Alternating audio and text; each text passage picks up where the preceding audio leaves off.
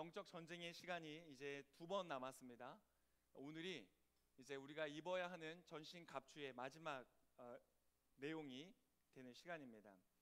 에베소서 6장 10절에서부터 20절까지의 말씀을 저와 함께 같이 번갈아 가면서 읽도록 하겠습니다. 네, 같이 일어서서 읽도록 하겠습니다.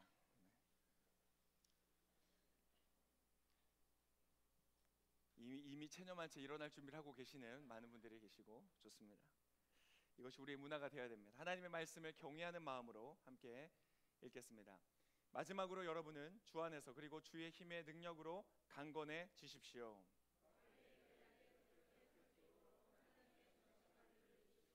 우리의 싸움은 혈과 육에 대한 것이 아니라 권력들과 권세들과 이 어둠의 세상 주관자들과 하늘에 있는 악한 영들에 대한 것이기 때문입니다.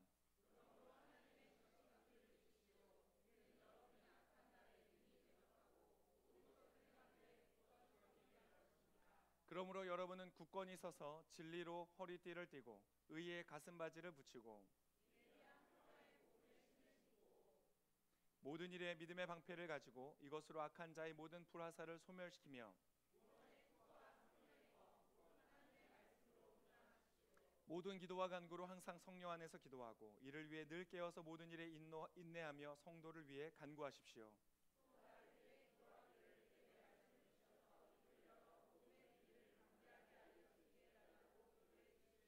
함께 읽겠습니다. 내가 이것을 위해 사슬에 매인 사신이 됐습니다. 그러므로 내가 복음 안에서 마땅히 해야 할 말을 담대하게 말할 수 있도록 기도해 주십시오. 아멘. 오늘 제가 전할 말씀은 칼에 대한 설명이 아니라 칼을 쓰는 법을 알려드릴 것입니다. 그래서 여러분, 그 칼은 무엇을 쓰는가? 거짓의 그물을 찢을 때 쓴다. 그래서 앉으실 때 좌우에 계신 분과 인사하겠습니다. 거짓의 그물을 찢으십시오. 아니셔도 좋겠습니다. 제가 어렸을 때 검도를 좀 했었습니다. 오늘 좀 그 죽도나 목검을 가져와서 좀 보여드려야 되는데, 절대 제 실력이 부족해서 안 가져온 것이 아니고, 검도를 제가 배우면서 기억나는 그 가르침이 하나 있습니다. 저희 사부님이었던 분이 그런 얘기를 하는 거예요. 이 필사의 승부의 자세가 있다. 검도를 할 때 서로 검을 가지고 겨룰 때에 내가 목숨을 걸고 만만치 않은 상대에게 내가 정말 이 게임에서 이겨야 되겠다라고 생각할 때 하는 자세가 있대요. 자세를 제가 보여드리겠습니다. 약간 부끄럽네요. 칼을 들고, 약간 좀 더 부끄럽네요. 어깨를 내밀고 칼을 뒤로 빼는 자세를 취하는 거예요. 어떻습니까? 좀 괜찮습니까? 이 자세는 무엇이냐? 이 자세는 상대방에게 나의 팔 한쪽을 내어주고 내가 너의 생명을 가지겠다라는 뜻이라는 거예요. 괜찮죠? 나의 팔을 내어주고 너의 생명을 얻겠다. 들어올 테면 들어와 이런 뜻인 거죠. 그때 그것을 들으면서 되게 멋있다. 근데 가만히 생각해 보니까 근데 상대가 내 목을 치면 어떡하지? 라는 생각 문득 들면서 이 자세가 과연 유용한 자세인가는 사실 의심이 듭니다. 인피니티 워를 보신 분들은 유명한 대사 알잖아요. 내 목을 쳤어야지. 영화를 안 보시는구나. 이 검의 매력은 무엇이냐면 제가 그 검도를 하면서 느꼈던 검의 매력, 이 검도의 매력은 무엇이냐면 이것은 순간의 승부라는 거예요. 순간, 찰나의 승부. 물론 이것이 현대화되면서 서로 점수를 내기 위해서 몇 점의 어떤 그것이 있기 때문에 칼을 여러 번 치게 되어 있지만 사실 진검일 때는 여러분 한 번의 승부로 끝이 나는 것이죠. 그래서 사실 이런 유명한 말이 있습니다. 싸움은 칼을 뽑기 전에 시작되고 승부는 칼이 부딪히기 전에 끝난다. 굉장히 멋있지 않습니까? 싸움은 칼을 뽑기 전에 시작되고 승부는 칼이 부딪히기 전에 끝난다. 굉장히 멋있는 말인데 제가 만든 말이기 때문에 아마 모르실 겁니다. 이 칼을 뽑아 들고 서로가 서로의 눈을 바라보면서 텐션을 유지하고 누가 먼저 어디를 공격할 것인가를 서로를 살피고 있는 그 순간이 가장 적막하고 가장 긴장감 넘치는 집중력이 최고로 필요한 그러한 순간입니다. 그래서 이 목숨을 건 아주 이 집중력이 극대화된 그 승부를 말할 때에 우리가 무슨 승부라고 말하죠?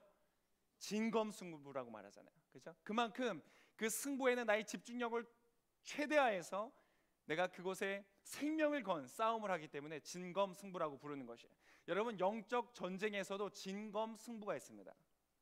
옆에 계신 분에게 말씀하시겠습니다. 진검승부가 있습니다. 사단은 무엇을 요구하는가? 우리의 팔 한쪽을 요구하는 것이 아니라 우리의 생명을 요구합니다.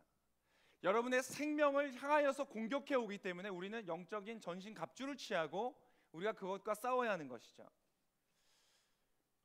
그 사단이 공격하는 이 영적인 생명은 단순히 우리가 육으로 숨쉬는 이 생명을 말하는 것이 아니기 때문에 그것은 무엇과 관계가 굉장히 긴밀하냐면 자유라는 것과 굉장히 긴밀한 관계를 갖습니다.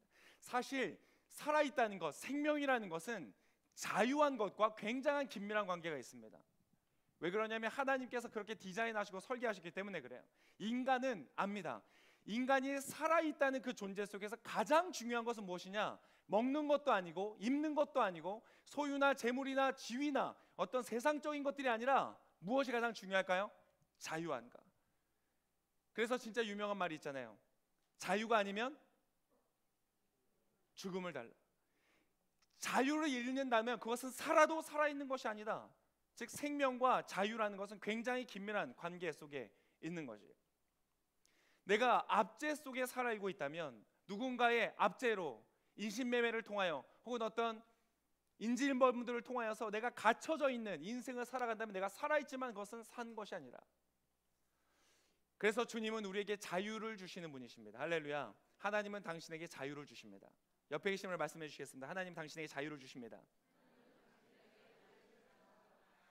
하나님은 자유를 주십니다. 그래서 하나님의 성경은 창세기 하나님이 세상을 만드신 사건, 바로 그 다음에 나오는 주제가 무엇입니까? 자유롭게 하는 사건인 거예요. 출이집트기가 나오는 것이죠. 그래서 성경 전체를, 하나님의 역사를 신학적으로 뭐라고 표현하는가? 구속사다.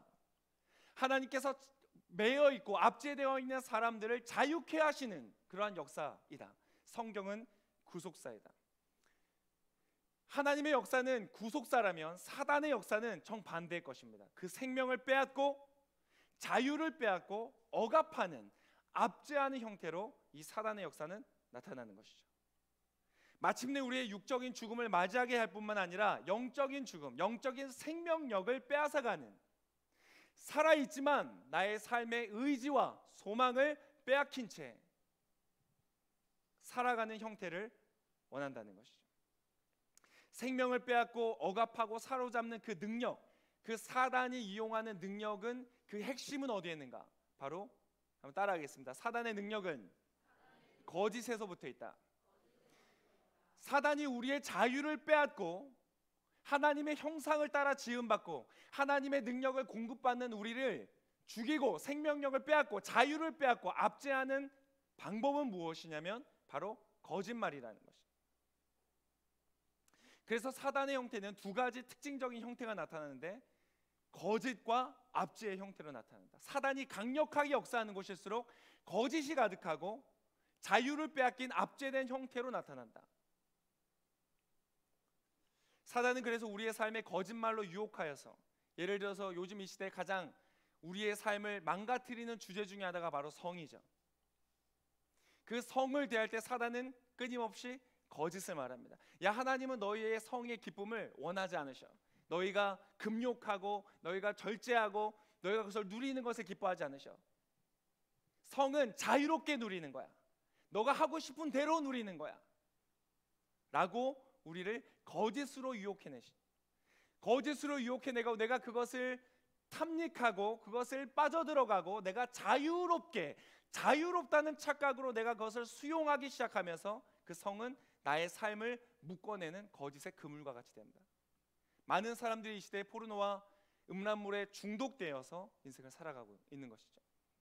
사단의 역사는 그런 식으로 나타나는 것입니다. 그것을 여러분 공동체적으로 볼 수 있는 곳이 어디냐? 사단의 거짓의 역사로 압제하고 있는 그것의 공동체적인 형태를 어디서 볼 수 있느냐? 바로 우리 머리 위에 있는 북한을 통하여 볼 수 있습니다. 북한의 이름은 무엇이냐면 조선 민주주의 인민공화국입니다. 민주주의로 이루어지는 나라다. 인민공화국이다. 인민의 인민을 위한, 인민에 의한 그러한 공화국이다라는 표명을 가지고 있지만 그 안에 실체를 보면 전혀 그렇지 않죠. 그것은 민주주의도 아니고 공화국도 아닙니다. 국제인권감시단체에 따르면 44년째 인권 탄압의 최악국으로 선정돼 44년 동안 한 번도 빠짐없이 인권 탄압의 최악국으로. 그런데 겉으로는 뭐예요? 조선인민민주주의공화국. 왜 그렇게 되었습니까? 김일성 그 일가 그 사람들을 신격화하여서 거짓말로 사람들을 압제하고 탄압하는 그 형태, 여러분 사단의 역사인 것이죠. 영적인 분별력이 우리 안에 있기를 소망합니다. 그와 같이 사단은 여러분의 삶에도 동일하게 거짓의 그물로 여러분을 묶고자 합니다. 압제하고 여러분을 묶어내어서 생명력을 빼앗고자 하죠. 할 수만 있으면 예수님을 떠나게 하고, 할 수만 있으면 믿음으로부터 벗어나게 하고, 그것이 안 되면 예수님을 믿고 예배는 드리지만 그 생명력을 누리지 못하는 형태로 여러분을 사로잡으려고 하는 것이 바로 사단의 전략이다. 여러분 영적인 생명력을 빼앗기지 않고 자유를 누리는 여러분 되시기를 축복합니다. 옆에 계신 분에게 선포해 주세요. 자유를 누릴지어다. 여러분 그 거짓의 그물, 사단이 가진 거짓을 이기는 하나님의 무기는 무엇일까? 그 거짓의 그물을 찢는 하나님이 우리에게 주신 그 무기는 무엇인가? 따라하겠습니다. 성령의 검, 하나님의 말씀. 뭐라고요? 성령의 검, 곧 하나님의 말씀인 것입니다. 진리가 바로 그 거짓을 찢는 것입니다. 여러분의 인생 가운데 진리가 있으시기를 축복합니다. 진리의 말씀은 거짓의 그물을 찢어내는 검과 같아서, 그래서 성경은 이렇게 고백하죠. 하나님의 말씀은 좌우에 날이 선 검과 같아서. 여러분 그 칼의 역사가 여러분 가운데 있으시기를 축복합니다. 그래서 하나님 뭐라고 하세요? 진리를 알지니 진리가 너희를 어떻게 한다고요? 자유케 하리라. 할렐루야. 오, 많은 분들이 알고 계시네. 역시 영화의 대사는 몰라도 성경을 알고 있는 여러분 진정한 길공동체. 할렐루야. 네. 옆에 계신 말씀해 주세요. 대단합니다. 네. 계속 그렇게 사세요. 영화 보지 말고 말씀만 보고 사는 거예요. 저도 영화 끊을게요. 네.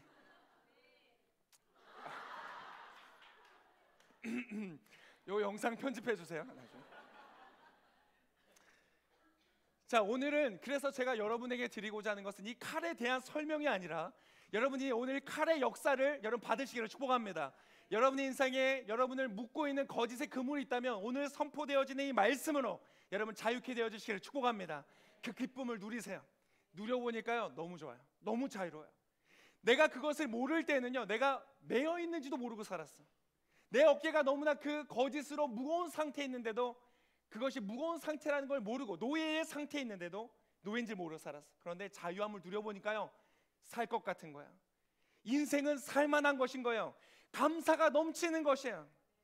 그 역사가 있으시기를 축복합니다. 그리고 그 칼을 마음껏 사용하는 여러분의 인생 되시기를 축복합니다. 자, 오늘은 특별히 칼을 잘 썼던 사람, 누구보다도 아주 칼을 너무나 잘 썼던 다윗으로 여러분의 그 말을 설명하기를 원합니다. 오늘 제가 추가 본문으로 사무엘상 30장을 가져왔습니다. 우리 사무엘상 30장 1절의 말씀을 한번 같이 읽겠습니다. 30절 1절 읽겠습니다. 시작. 다윗과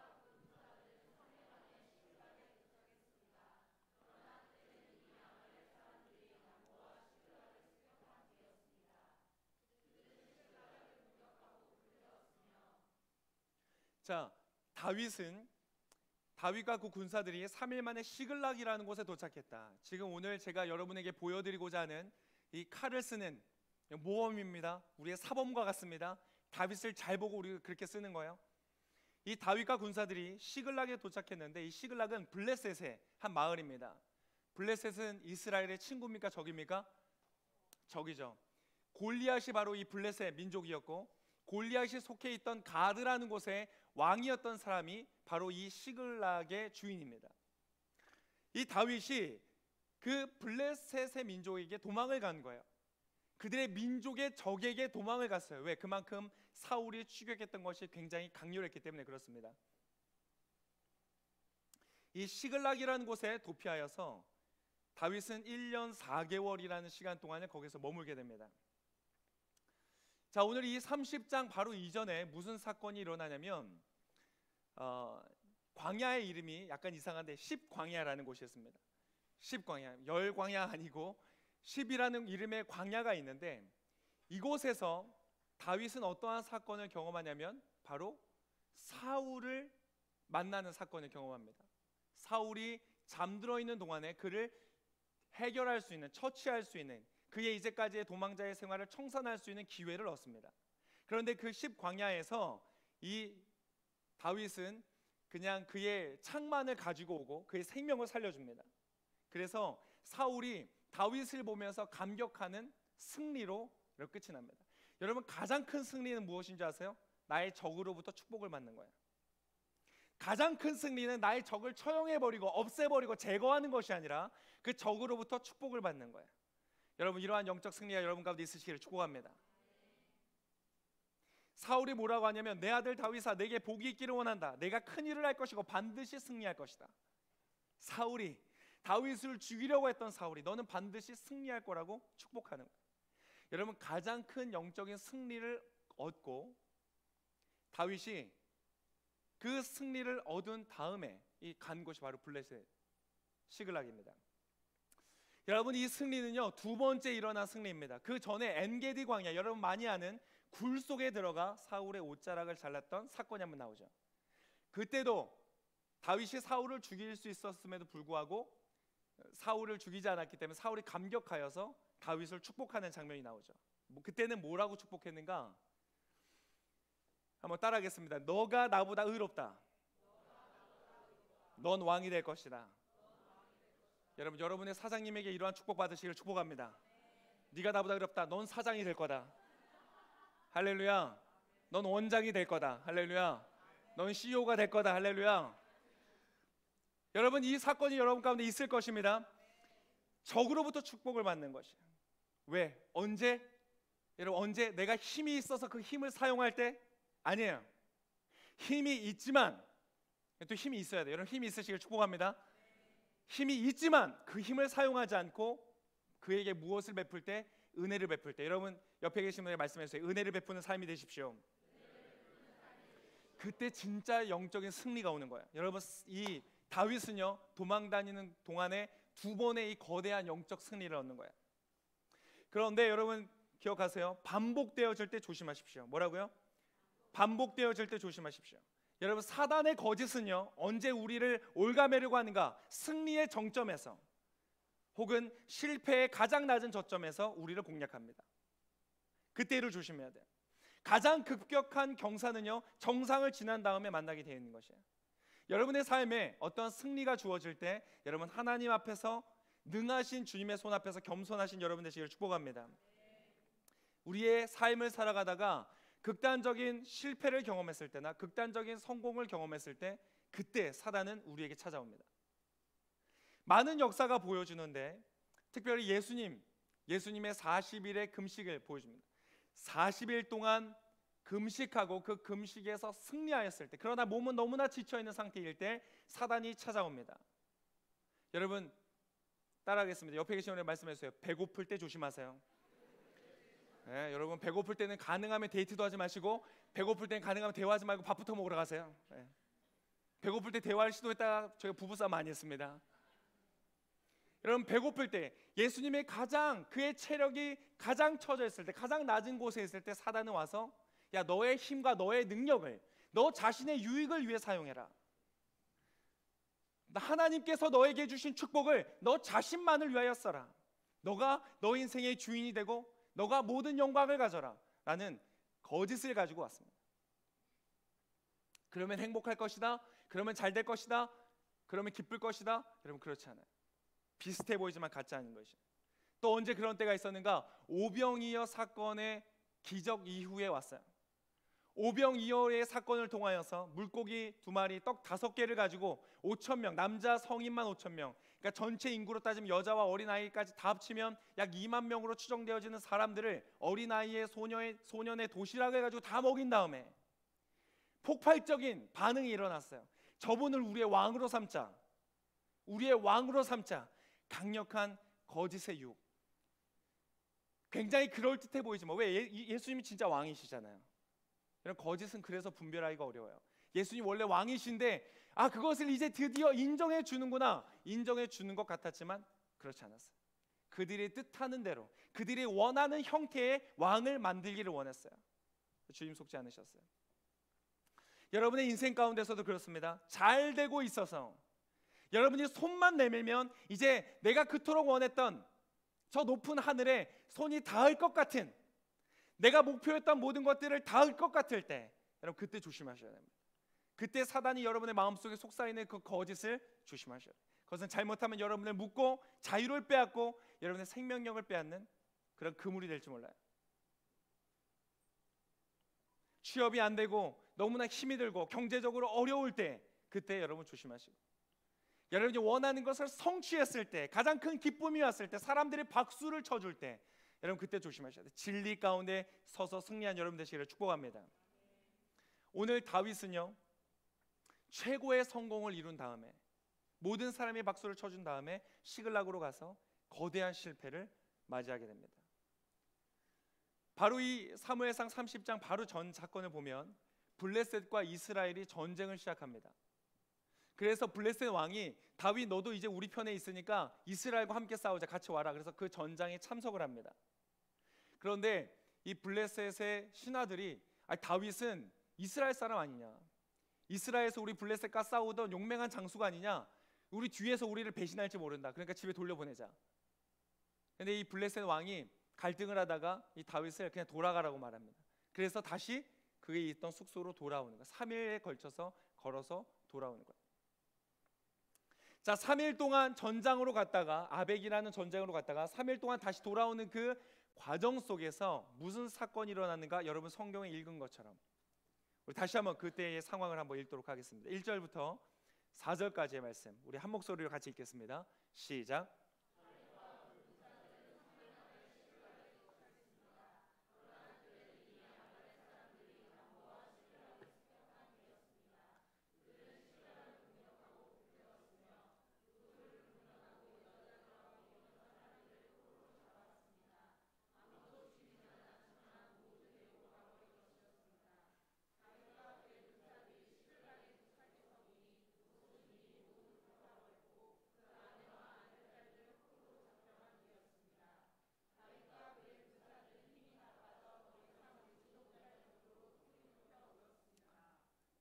굉장한 위기가 왔습니다. 그 사이에 이스라엘의 더 오랜 적이었던 아말렉이 그 시글락을 덮쳤고, 그곳에 있는 모든 가족들, 아내와 자녀들과 모든 물건들을 탈취해서 불태워버리고 가버렸습니다. 돌아왔더니 완전한 폐허가 되어 있는 거예요. 살아있는 사람, 남아있는 사람 아무도 없는 것이죠. 이 사람들이 충격에 빠졌습니다. 여러분, 이것은요, 이제까지 다윗이 경험했던 어떤 위기보다 큰 위기가 되었습니다. 그를 겨냥하였던 사울의 창보다, 그리고 블레셋 왕, 지금은 이 사람을 받아주었던 아기스, 초창기에는 어떤 위기가 있었냐면 그 아기스에게 찾아갔을 때 신하들이 이 다윗 아닙니까? 다윗 죽여야 됩니다. 그렇게 다윗 어떻게 했어요? 침을 흘리고 문짝을 긁으면서 미친 척을 해서 살아남았어요. 정말 끔찍하죠. 여러분, 미친 척하고 살아남아 보신 적 있으세요? 이스라엘 왕 정도 되려면 여러분 이 정도 해야 됩니다. 저는 왕은 안 해도 괜찮을 것 같아요. 여러분, 그러한 위기, 미친 척을 해서 살아남을 수밖에 없었던 위기도 있었어요. 그런데 그것보다 더 심각했어요. 이스라엘 전체의 군대가, 경찰도 아니고요, 군대가 그를 뒤쫓았던 수많은 시간들이 있었어요. 그러나 그 모든 위기들보다 이 순간의 위기가 가장 컸어요. 왜 그랬을까요? 그때의 그 충격으로 함께 하고 있었던 사람들이 다윗을 노렸기 때문에 그래요. 오늘 이 본문의 4절까지 읽었는데 6절에 보면 이렇게 반응합니다. 자, 4절에 보니까 힘이 다 빠져서 더 이상 울지도 못할 정도로 지쳤을 때 이 사람들이 했던 결정은 무엇이었는가? 6절 함께 읽겠습니다. 시작. 백성들은 모두 자기 자녀들로 인해 슬픈 나머지 돌로 쳐 죽이자고 했습니다. 다윗은 너무나 괴로웠습니다. 이것이에요. 그 사람들이 너무 절망한 나머지 이제까지 그를 따랐던 다윗을 죽이려고 하는 거예요. 여러분, 이것은 다윗에게 충격적인 사건이었어요. 왜 그냥 충격적인 사건이 아니라 여러분 이것은요 반복되는 사건이에요. 다윗의 인생 가운데 그의 인생을 완전히 망가뜨렸던 그 사건을 기억나게 하는 비슷한 사건이었어요. 이 사람들은 어떤 사람들이었냐면 버림받은 사람들이었어요. 이스라엘 가운데 적응을 잘하지 못해서 버림받은 채 그 사회 속에 들어가지 못해서 떠돌다가 도망자의 신세였던 다윗에게 붙어와서 우리 좀 거두어 달라고 했던 사람들이었어요. 그런데 다윗은 그들의 리더가 되어주었고 그들을 품어주었고 여기까지 함께 왔어요. 그런데 그런 사람들이 다윗을 향하여 배신하고 죽이려고 하는 거예요. 이것은 어떤 사건을 기억나게 하는가? 고통받던 한 사람, 너무나 괴로움의 가운데 있는 한 사람을 돕기 위하여 음악을 연주하고 그 연주를 통하여 그 사람을 자유롭게 했던, 그 사람을 섬겼던, 그런데 그 사람이 어떻게 했어요? 질투의 눈이 멀어 창을 겨누어 자기에게 던졌던 그 사건을 생각나게 하는 거예요. 그의 인생은 그가 섬겼고 그가 도왔고 그가 사랑했던 사람들로부터 배신당하여 망가졌던 그 인생, 그의 모든 커리어가 망가졌던, 그의 모든 쌓아올렸던 탑이 망가졌던 그 사건을 기억하게 하는 그 순간인 거예요. 여러분, 반복된 실패는 우리를 낙심하게 하고 사단의 거짓으로부터 취약하게 만듭니다. 지금 다윗은 가장 취약한 상태, 가장 약해 있는 상태, 자신의 가정도 잃어버리고 더 이상 돌아갈 수 있는, 이스라엘로 갈 수 있는 길도 없는 채 이제는 그마저 자기를 따르던 사람마저 자기를 죽이려고까지 하는 그 상태 속으로 빠져드는 것이에요. 우리가 인생을 살아가면서 이 정도까지는 아닐지 모르나 그러나 충분히 그렇게 느낄 만한 실패를 경험할 때가 있습니다.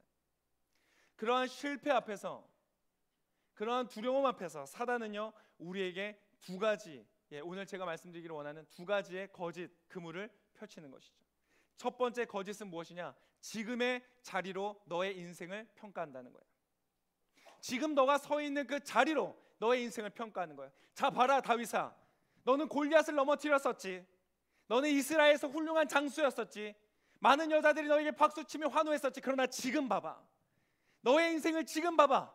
너의 인생은 완전히 실패한 인생. 그거 다 지나간 거야. 너가 노력했지, 애썼지, 광야 속에서도 주님을 찬양했지. 그러나 너에게 다가온 것은, 결과는 무엇이야?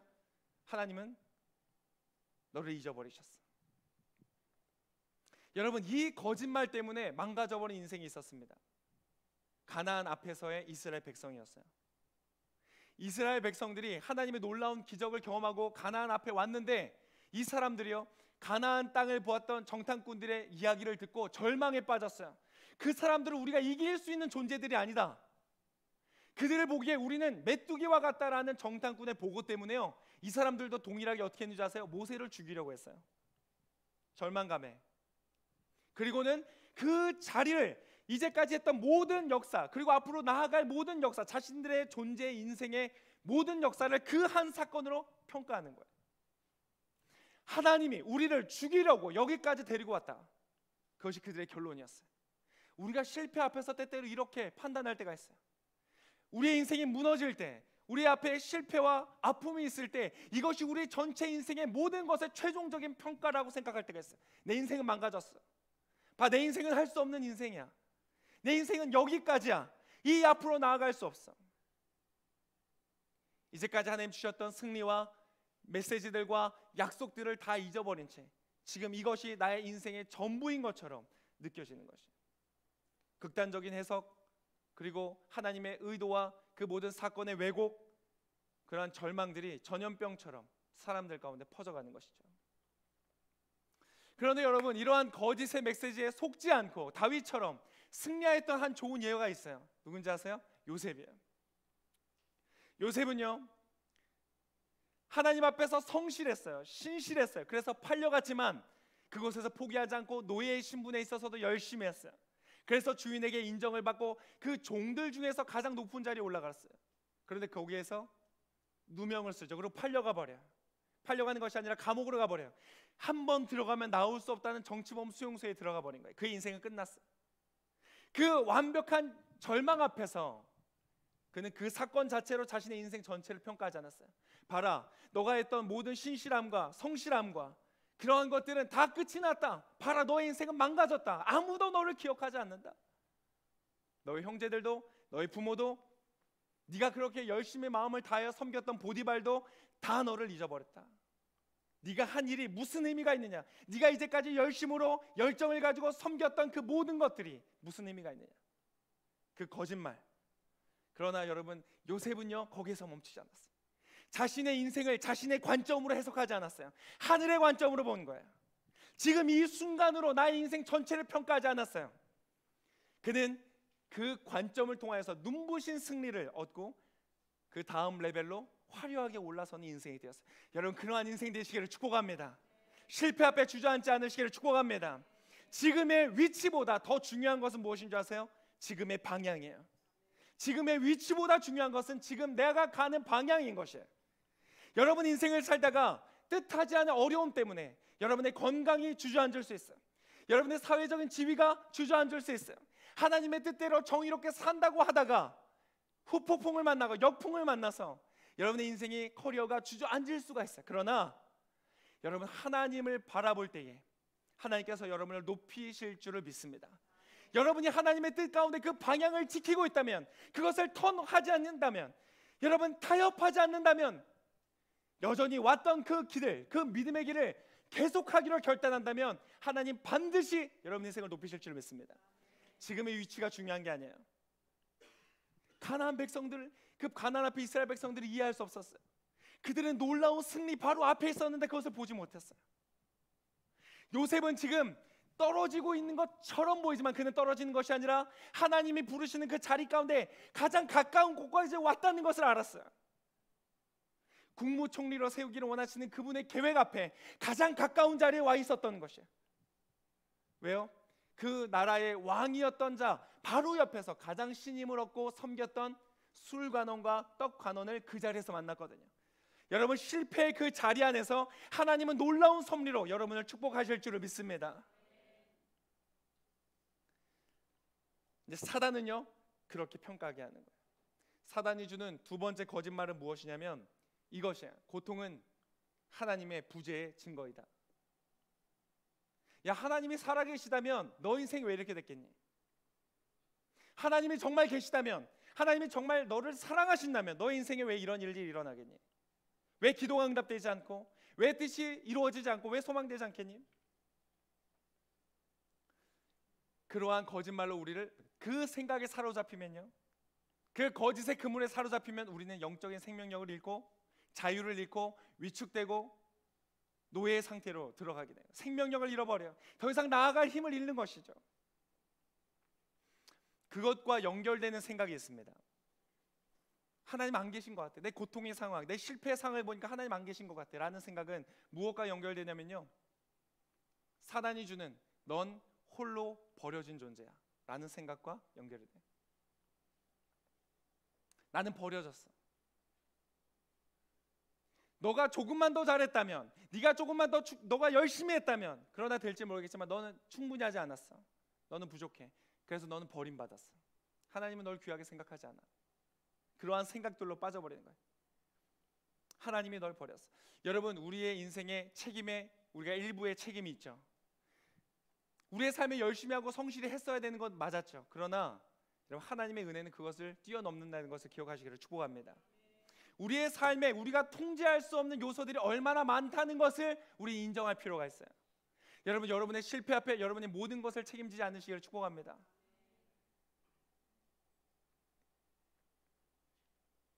책망하고 정죄하는 목소리, 더 잘했어야지. 하나님은 널 버리셨어. 너는 하나님 앞에서 충분치 않아.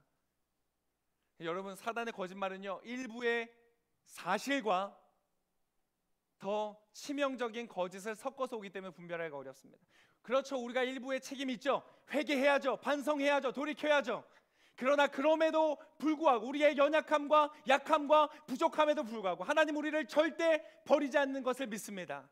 하나님의 여러분을 향한 은혜는 멈추지 않는 것을 믿습니다.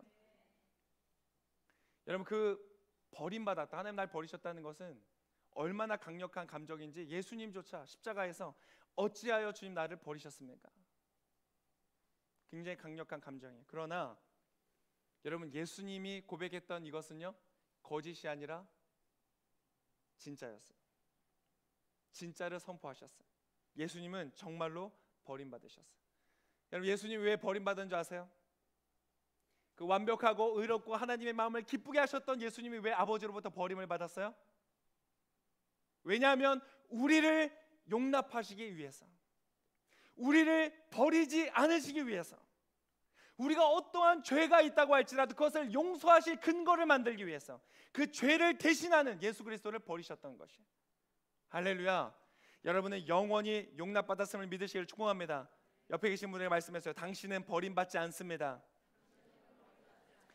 여러분은 영원히 버림받지 아니할 것입니다. 아멘. 왜 그렇습니까? 여러분이 버림받지 않게 하기 위해서 예수께서 버림을 받으셨습니다. 이미 주님께서 버림 받으셨기 때문에 주님은 여러분 버릴 수가 없어요. 여러분을 용납하시기 위해서 아들까지 버리신 분인데, 그 사랑하는 아들을 버리신 분인데 여러분을 어떻게 버릴 수가 있겠어요? 여러분, 버림받지 않습니다. 하나님은 당신과 함께 할 것입니다. 그분의 사랑에서 여러분을 끊을 것은 없습니다. 할렐루야. 옆에 계신 분을 말씀해 주세요. 하나님은 당신과 함께 하십니다. 여러분, 이 거짓의 그물에 다윗이 순간적으로 얽매였었던 것 같아요. 너무나 괴로웠어요. 너무나 괴로웠어요. 어떻게 해야 될지 모르겠어요. 여러분, 그 순간이 오면요, 아무것도 들리지 않아요. 하나님 앞에 부르짖어도 음성이 들리지 않는 거예요. 뭔가 하나님이 청사진을 보여주면 좋겠는데, 요셉이 감옥 갔을 때, 야 걱정하지 마, 너 조금 있으면 떡과 술과도 만난다. 야 걱정하지 마, 말씀해 주시면 좋겠는데. 여러분, 우리 인생 가운데 고난이 왔을 때, 야 걱정하지 마, 앞으로 3개월하고 3일만 있으면 너 누구를 만날 거야, 네 통장에 얼마가 들어올 거야. 그럼 마음이 편할 텐데 하나님의 음성이 안 들리는 거예요. 이상하죠?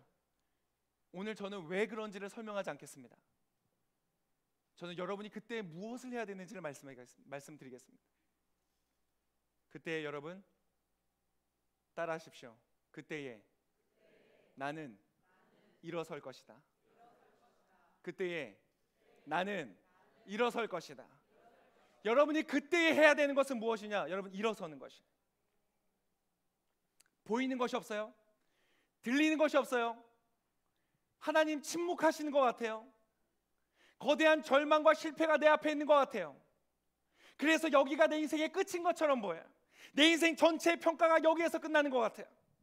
하나님이 안 계신 것 같아요. 하나님이 나와 함께하지 않으시는 것 같아요. 그 순간에 여러분 무엇을 해야 되는가? 여러분, 일어서는 거예요. 오늘 다윗이 했던 그 순간에, 인생의 가장 큰 절망 속에 다윗이 했던 것이 무엇인가? 이것을 한마디로 표현하면 이 시편의 말씀과 같아요. 시편 42편 11절에 이렇게 기록하고 있어요. 우리 마치 내가 그 상황에 있을 때 고백하듯이 한번 외치겠습니다. 시작. 내 영혼아, 내가 어찌하여 낙심하며. 잠깐만. 여러분, 이거는 그렇게 읽는 게 아니에요. 절망 중에 나의 영혼을 향하여 선포하는 거예요. 여러분, 나의 그 곤란한 영혼 상태 속에 사단이 끊임없는 거짓말들이 내 귀를 울리고 나의 생각을 사로잡으려고 그물처럼 펼쳐져 올 때에 여러분 어떻게 읽어야 나의 영혼이 들을 수 있겠어요? 그 거짓의 목소리보다 커야 되겠어요? 작아야 되겠어요? 대답을 안 하시는 분들이 이렇게 많아요. 커야 되겠어요? 작아야 되겠어요? 안 되겠네. 어제 저희 그 리더십대 서밋 했는데 이상호 멘토님 마지막 강의사셨는데 어제 이상호 멘토님 깜짝 놀랐습니다. 그 대답을 그렇게 강요하시더라고요. 왜 대답 안 하냐고 막 이렇게 막 하시더라고요.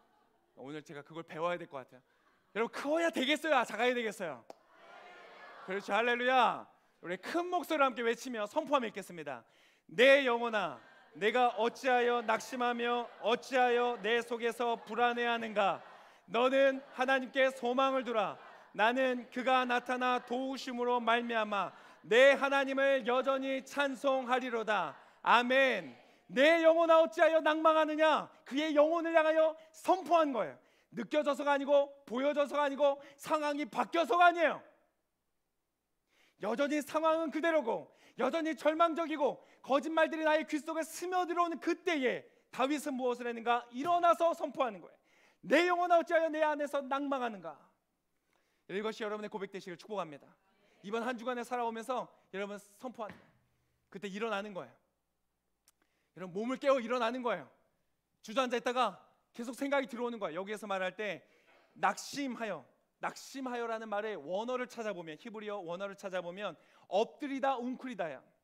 나의 영혼은 어찌하여 웅크려 있는가? 위축되어 있고 웅크려 있는 그 상황에서 어떻게 해요? 일어서는 거예요. 한번 해보겠습니다. 하나 둘 셋 하면 일어서는 거예요. 여러분 자세를 보니까 이미 웅크리고 있는 것 같아. 일어서는 거예요. 자, 준비되셨어요? 자, 다리 분질러 준 분 외에는 다 일어서시는 거예요. 자, 하나 둘 셋. 이봐 앉으세요. 여러분 그물이 막 다가오고 있는데 이렇게 못 일어나. 어떻게 해요? 여러분 진짜 리더가 된다는 건 굉장한 축복이에요. 리더들이 이미 경험했잖아요. 여러분 돌파할 때는 어떻게 해야 된다? 뭐야 지금 리더 어디 가서 나? 리더십 수업에 그렇게 열심히 준비해서 잘했는데 어디 가서 나? 여러분 돌파할 때는 어떻게 한다? 망설임 없이 한다. 여러분 일어날 때, 자 한번 하겠습니다. 하나 둘 셋. 말 안 듣는 사람 좀 있는데 오케이 다시 앉고 앉으세요. 좋습니다. 여러분 이렇게 하는 거예요. 망설임 없이 여러분의 생명을 걸고 진검승부를 하는 거예요. 뽑을까 말까 생각하면 죽어요. 순간에 여러분 진검승부는 순간의 싸움이에요. 여러분의 생각 속에 절망이 들어올 때 여러분이 사로잡히는 건 순간이에요. 여러분 경험해 보셨잖아요. 내가 그 순간을 대적하고 싸우지 않으면, 나의 칼을 뽑지 않으면, 진리의 말씀을 선포하지 않으면 여러분 잡히는 거예요. 여러분 승리한 여러분 되시길 축복합니다. 일어서는 거예요. 한 주간을 살아가면서 여러분 연습하시길 축복합니다. 일어서는 거예요. 다윗은 일어서는 거예요. 그의 영혼이 웅크려져 있을 때, 그리고 내 속에서 불안해하는가, 이 불안하다는 말의 원어적인 의미를 보면 중얼거리다, 투덜거리다, 한탄하다, 불평하다 이런 뜻이야. 어려운 일을 만났을 때, 도전이 왔을 때, 진짜 나한테 왜 이런 일이 있는가, 맨날 이게 여러분 지금 낙심의 상태에 있는 거예요. 그물이 점점 오고 있는 거예요. 여러분의 입이 중얼거릴 때, 투덜거릴 때, 불평할 때, 한탄하고 있을 때 여러분 깨어 있으시기를 축복합니다. 그때 어떻게 해요? 그 입술을 바꾸는 거예요. 할렐루야. 그래서 여러분 방언 받으세요. 다 방언하세요. 할렐루야. 여러분이 혀를 주님 앞에 드리세요. 여러분의 입술 가운데 믿음의 고백이 있으시기를 축복합니다. 그때에 우리의 입을 바꾸는 거예요. 우리의 말을 바꾸는 거예요. 진짜 나한테 왜 이러니. 역시 하나님은 살아계십니다. 하나님을 찬양합니다. 하나님이 일하실 것입니다. 할렐루야. 그것이 오늘 다윗이 했던 것이에요. 너는 하나님께 소망을 두라. 여러분 이 소망의 원어적인 뜻은 뭔지 아세요? 기다리다예요. 하나님께 소망을 두라는 말은 무엇이냐면 하나님을 기다리라. 하나님은 역사하실 것이기 때문에, 이대로 마치시지 않으실 것이기 때문에, 하나님은 더 좋은 계획을 가지고 계시기 때문에. 그래서 이 성경 오늘 본문의 말씀에 몇 절이죠? 7절? 6절일 거예요. 아마 6절 보여주세요. 6절. 자, 6절 같이 한번 읽겠습니다. 시작. 백성들은 모두 자기 자녀들로 인해 슬픈 나머지 다윗을 돌로 쳐 죽이고 했습니다. 다윗은 너무나 괴로웠습니다. 그러나 다윗은 그의 하나님 여호와를 의지해 용기를 냈습니다. 할렐루야. 하나님 어떤 말씀도 안 하셨어요. 그러나 그 상황 속에서 너무나 괴로웠던 상황, 불평하고 내가 웅크려진, 여러분 그때 웅크려지면 죽는 거예요. 다윗은 사람들이 지금 돌을 집어 들었어요. 이 사람을 쳐 죽이자고. 그때 웅크려지면 여러분 끝나는 것이에요. 그러나 다윗은 거기에서 멈추지 않고 어떻게 했어요? 일어났어요. 하나님 여호와를 의지하여서 힘을 낸 거예요. 여러분 이것이 영어로 보니까 이렇게 돼 있어요. 안 읽을래요. 자꾸 뭐 발음 갖고 뭐라고 시비건 분들이 서가지고 안 할 거야. 낙심하진 않았어요. 그냥 하기 싫은 거야. 다윗이 어떻게 했는가? 그의 주 되신 하나님을 인하여서 그 스스로를 강하게 했다. Strengthen himself. 나도 모르게 나왔네. Strengthen himself. 그 스스로를, 여러분이 이 히브리어에는 여러 가지 좀 이상한 문법이 있는데 히트 파일이라는 그 문법이 있어요. 히트 파일. 이것은 뭔가를 할 때 이것이 자기 자신에게 원인이 되어서 자기 자신에게 돌아오는 행위를 말하는 거예요. 그러니까 이 원래의 단어 용기를 내었다는, 따라하겠습니다. 하작 그 힘을 내다, 강하다 이런 뜻이에요. 그런데 이것이 히트 파일이라는 문법적 용어로 쓰이면서 스스로를 강하게 한 거예요. 아무도 그 사람을 강하게 하지 않았어. 아무도 위로하지 않았어. 여러분, 아무도 위로하지 않을 때 스스로를 위로하시길 축복합니다. 아무도 위로하지 않고, 아무도 지지하지 않고, 아무도 동의하지 않았어. 여러분 인생 가운데 그 사건을 만날 거야. 여러분이 뭔가를 하고자 할 때, 여러분이 뭔가 결단할 때, 아무도, 심지어 여러분 가장 가까운 가족조차 여러분을 응원하지 않을 결정이 앞에 여러분 쓸 때가 있을 거예요. 그때는 언제 앞에 서는 거예요? 오직 주님 앞에서 여러분 혼자 서는 거예요. 따라하겠습니다. 혼자 서는 것이다.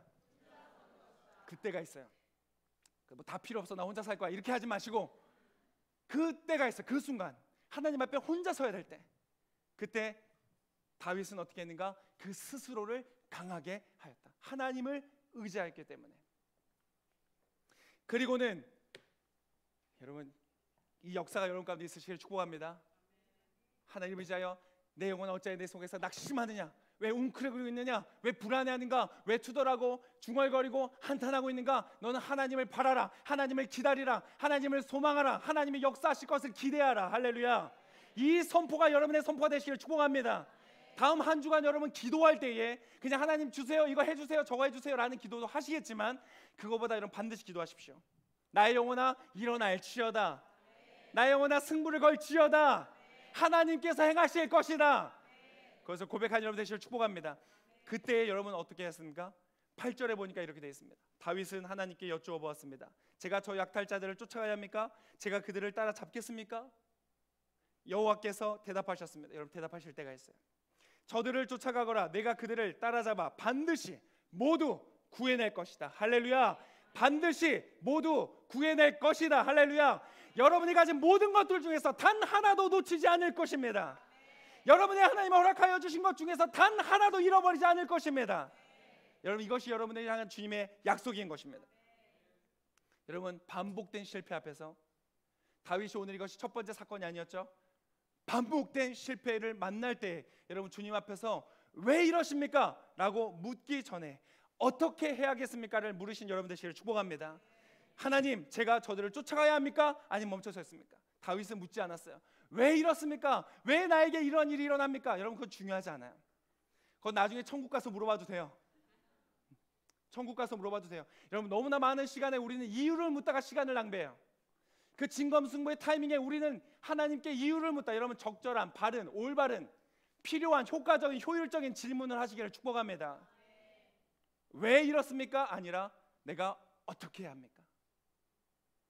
요셉도 그 질문에 성공했고, 다윗도 그 질문에 성공했고, 다니엘도 그 질문에 성공했고, 여러분의 인생 가운데 그 질문에 성공하시기를 축복합니다. 그때에 17절부터 보니까 이렇게 기록되어 있습니다. 17절 우리 같이 한 목소리로 읽겠습니다. 시작. 다윗은 해질 무렵부터 그들을 물리쳤습니다. 그들 가운데 400명의 젊은이들이 낙타를 타고 도망한 것 외에는 피한 사람이 없었습니다. 다윗은 아말렉 사람들이 훔쳐간 모든 것을 되찾고 자신의 두 아내도 구해냈습니다. 나이가 적든 많든, 남자이든 여자이든 물건이든 그들에게서 빼앗겼던 것들 가운데 아무것도 잃은 것이 없었습니다. 다윗이 다 찾아온 것입니다. 할렐루야. 자, 여기에 자기 이름을 넣어서 말하겠습니다. 보여주세요. 다시 그 마지막. 저는 준목이 다 되찾아온 것입니다. 여러분의 이름 넣어서 하겠습니다. 시작. 준목이 다 되찾아온 것입니다. 여러분, 하나님은 되찾아 여러분의 손에 돌려주는 것이 아니라 여러분이 일어나 나아가 승리하여 취하여 오도록 하실 줄을 믿습니다. 하나님이 여러분의 힘 되실 줄을 믿습니다. 지금 여러분의 역사, 여러분의 인생을, 지금 여러분의 위치, 지금 여러분이 하고 있는 성취, 그것으로 평가하지 아니하시기를 축복합니다. 내 인생은 여기까지야. 절대 그렇지 않습니다. 그리고 보이지 않고 느껴지지 않고 들려지지 않는다고 할지라도 하나님의 존재를 부정하거나 스스로 버려졌다고 생각하지 않으시기를 축복합니다. 하나님의 역사는 보이지 않지만 지속되는 줄을 믿습니다. 놀라운 사실 하나만 말하고 마치겠습니다. 다윗이 지금 이 블레셋을 쫓아가 그들과 싸워 그의 모든 것을 되찾아오는 그 동안 이스라엘은 블레셋과 싸우고 있었다고 말했습니다. 그 이스라엘과 블레셋의 전쟁 중에 어떠한 일이 일어나는가? 사울이 죽게 됩니다. 다윗이 지금 여기에 있는 이유가 뭐예요? 사울 때문이었어요. 다윗은 행할 수 없는 존재였어요. 여러분, 당신 앞에 놓인 싸움을 포기하지 않고 싸우시기를 축복합니다. 실패했다고 주저앉지 않으시기를 축복합니다. 하나님이 당신이 싸울 수 없는 싸움을 싸우실 것이기 때문에 그렇습니다. 여러분이 얻을 수 없는 승리를 주님께서 얻어주실 것입니다. 다윗은 해결할 수 없었던 사울이 지금 다윗 앞에 놓여져 있는 그 싸움을 향하여 싸울 때에 하나님이 대신 싸워주시는 것입니다. 하나님께서 여러분의 싸움을 대신 싸우실 것입니다. 승리의 칼을 뽑으십시오. 자리에서 한번 다 같이 일어나겠습니다.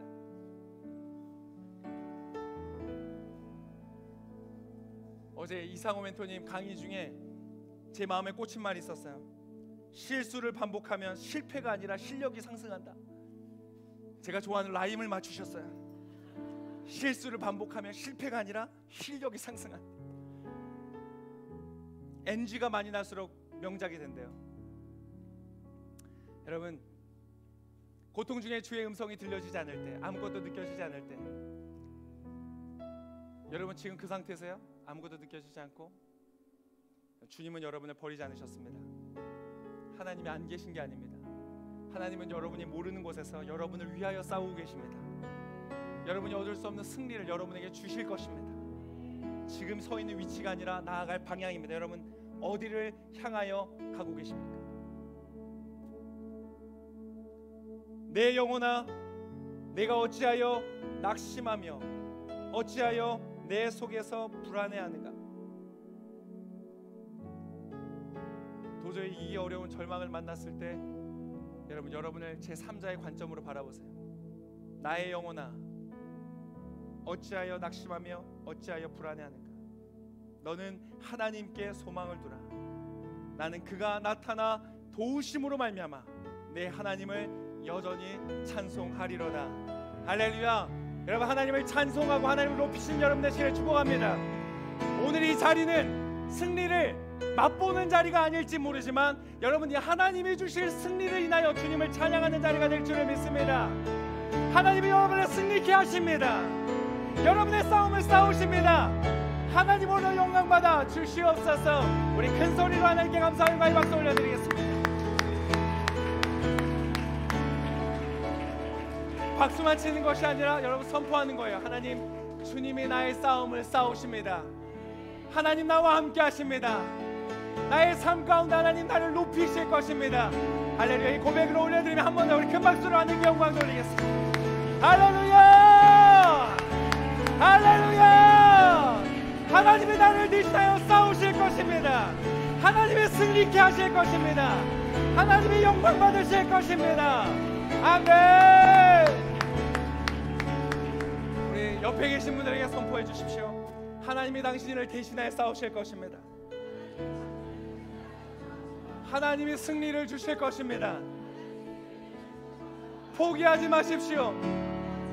좌절하지 마십시오. 당신은 승리하였습니다.